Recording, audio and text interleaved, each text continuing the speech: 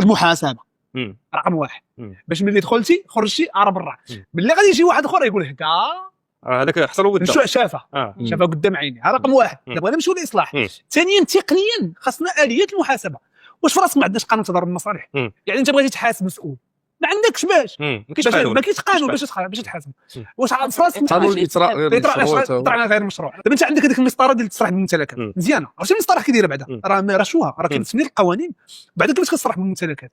راه اوبجي راه ماشي كتصرح بشنو عندك كتصرح بالممتلكات شنو كتمتلك لوحه فنيه كذا. شنو القانون كيقول المرسوم اللي خرج فيها خاص كل اوبجي يكون ساوي 300,000 درهم.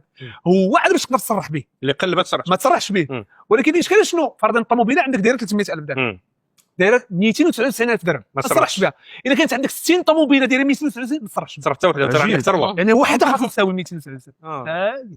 التفاصيل من كاين ديتاي. وافترضنا لقاوك عندك كثر لقاو عندك باش يحكموك فين هو النص القانوني؟ ما كاينش. كانوا كيقول لك صرح وصافي صرح ما كاينش. صرحتي واكتشف فين هو النص القانوني باش تحكم. راه هو الاطراء الخير المشروع ما كاينش.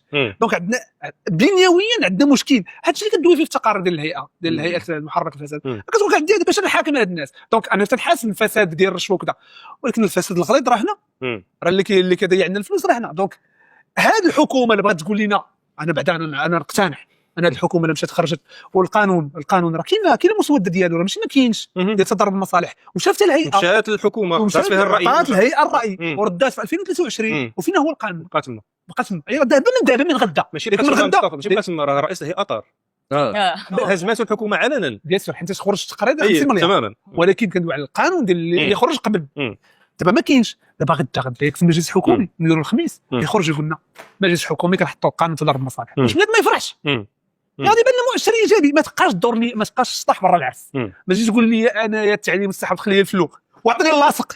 هكذا ندوي انا وياك المحاسبه ملي غادي نحاسبوها دير لي واحد الاجراءات قانونيه كنشوفها قدام عينيا ديك الساعه نقول لك راك باغي تصرح راك ما فكرتش العجين. ملي كتبقى الدور ليا بحال ما هكذا اسمح لي حنا نمشي دري صح. دابا القانون ملي كتشوف ممارسات بحال هكا راه ما كتشوف كتقول المشكل هما باغيين هذا الشيء يبقى. راه القانون الصراحه الجنائيه المجتمع المدني بالتبليغ عن الفساد خرج دابا شنو كتقول شنو هي الرساله شنو بغيتي تقول؟ عندنا متابعه ديال رئيس الجمعيه ديال محاربه الفساد اللي هو المال العام الغلوسي يعني استهداف بشكل مباشر. يعني شنو الميساج اللي كيوصل؟ ملي كتخرج لي مشروع قانون الاطراء غير مشروع وكدير لي قانون كيمنع على الجمعيات انها تبلغ شنو هذا؟ النيابه العامه كبرتيها باش دير متابعات.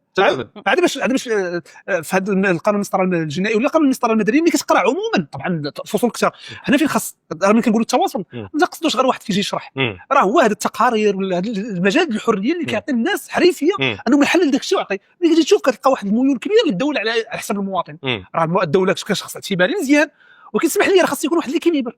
والوزير الوزير العدل راه كيبان لك في جميع النفس ديالو فين غادي النفس ديالو رغم انه كيقول كيدعي انه حقوقي ما يمكنش. وراه في هذه المشاريع هذه خرجت مؤسسات دستوريه منها سي ان دي اش مجلس حقوق الانسان منها الهيئه ديال محاربه الرشوه منها مجلس الاقتصادي والاجتماعي والبيئي في تقارير رسميه في هذه المشاريع هذه وقالوا تخرج براسك.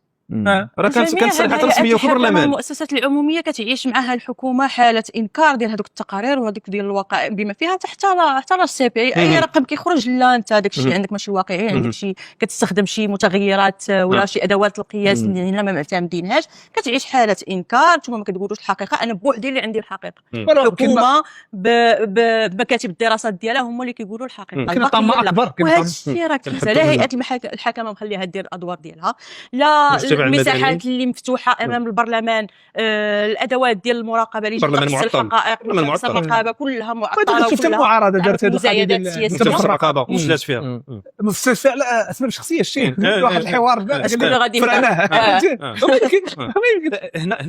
واحد القضيه واحد النقطه بغيت نذكر. شوف خرجوا اخبار بتسريبات حتى واحد نتفاعل معها ديال الناس مسؤولين في البلاد راه ما يمكنش راه لا يمكن وحتى شي واحد ما يدوي حتى واحد ما وكيفاش تقول لي بغيت تحارب الفساد راه ما يمكن. السريبات اللي خصها تفتح فيها بيان سور خاص تحقيقات بغيتي بنادم يدفن ويسكت راه ما يمكنش. هادشي كيبقى كيتراكم. سريبات تضارب المصالح بزاف في الملفات حتى حاجه ما كتفتح فيها حتى تحقيق.